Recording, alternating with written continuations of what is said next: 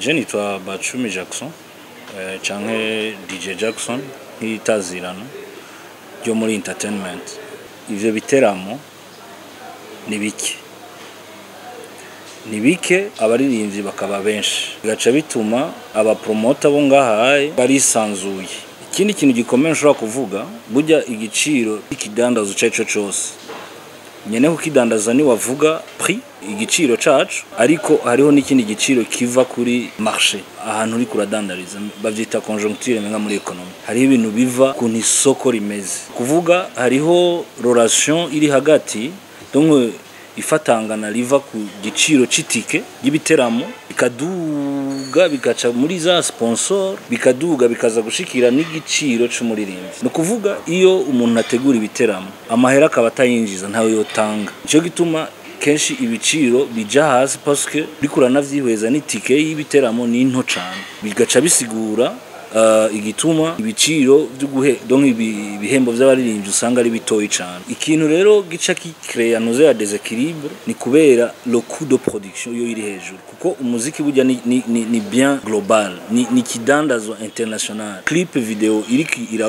iriho nziza muri Tanzania, muri Uganda, mu Rwanda, niko presque no mu Burundi tugomba kuyikora. En tout cas tugomba gukora ibintu vyiza. Usanga ya coût de production ni nini par rapport ya yinjira. Cyo gituma kenshi nk'abaririmbyi mu Burundi bama bari muri deficit, bama bari muri negatif. Kintu no hamagarira abantu bategura ibiteramo, hariho abo usanga bafisemo uburambe, baramaze kugira ama confiance ya ma entreprise, donc baja hejuru y'itike. Donc usanga organisation yo maison yorganiza, ugasanga irafise capacité zo kwinjiza amafaranga mu giteramo, donc kuvyaza umusaruro igiteramo, kuko igiteramo kigurisha mu buryo bwinshi, ugasanga arafise uburyo bwo kugurisha igiteramo birengeye amatike.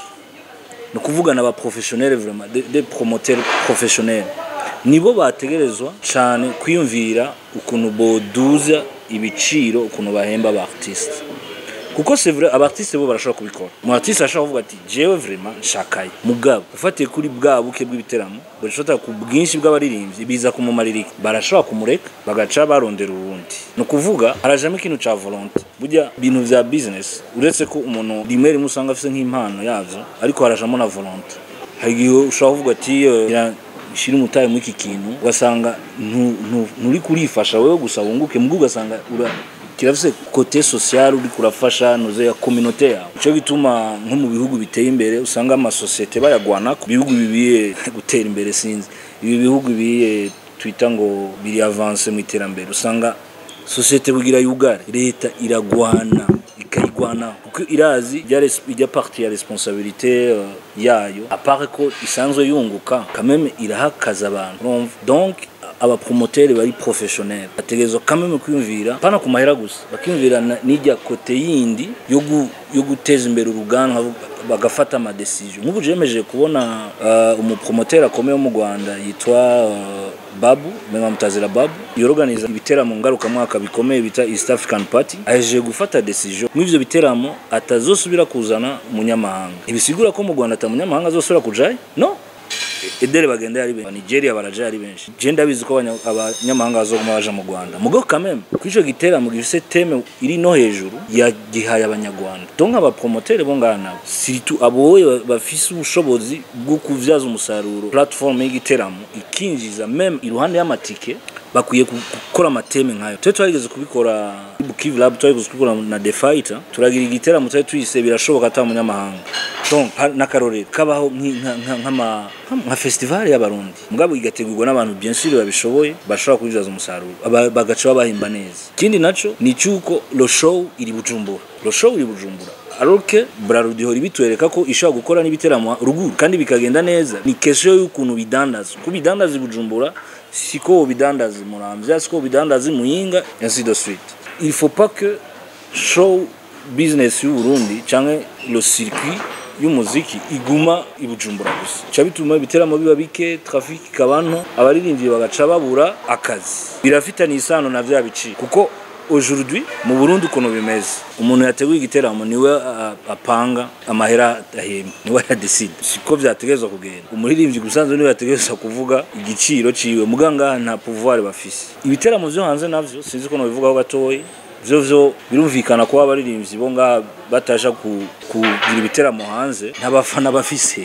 kiroroshe cyo kuko ugenda guteramira abafana oro nyimba utarenza umuziki wawe ushike hariya uja kuririmbira andi ico coco kiri simple abaririmbyi ngira ngo muramaze kubona ko umuririmbyi ashaka gukora akazi kinyamwuga hariho ibintu professionalism burya n'ijambo ririmo ibintu vyinshi hari ibintu ahindura nukuvuga bobo ku rwego rwabo kuko kubisanzwe nibo bari bafise imbuga itakukirindi ivyo d'abord bategezwa kubime ils doivent être conscients y'ivyo bintu ikintu ndiko ndahamagarira aujourd'hui abaririmbyi ni ivyo kwitaba akamo kama groupement yaho bashobora guhuza ivyiyumviro donc bashobora guhuriza ivyiyumviro anshaka kuvuga akarorero kaza Amicale des Musiciens bakiyimplika cyane kugira ngo bashobore guhitisha ivyumviro vyabo bigashika no ku bantu kugira ico babikoze ko nk'ubu muririmbyi yadutse agashaka kuzana changement ari wenyene birashobora kumuvuna gusumba